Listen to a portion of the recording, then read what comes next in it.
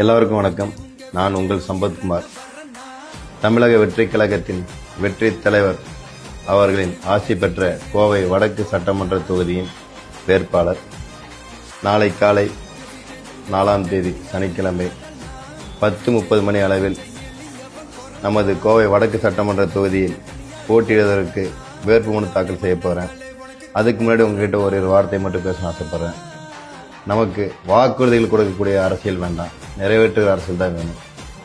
நான் வர்றது அதிகாரத்துக்காக இல்லை, ஒடுக்கப்பட்ட குரலுக்கு சத்தம் கொடுக்கறதுக்காக தான் வரேன். என்ன நீங்கள் வெறும் வேட்பாளராக பார்க்க வேண்டாம், உங்கள் வீட்டில் ஒருத்தனா பாருங்க. மக்கள் முடிவு பண்ணிட்டா எந்த சக்தியால் அதை மாற்ற முடியாது. இந்த தடவை நம்ம ஓட்டு போடுறது வெறும் நம்ம கடமை மட்டுமல்ல, ஒரு புரட்சி. நாம் எழுந்தா அது ஓட்டு, நம்ம ஒன்னானா அதுதான் நம்மளுடைய ஆட்சி, மக்களாட்சி, தளபதியால் நாளை அமையப் போகின்ற ஆட்சி.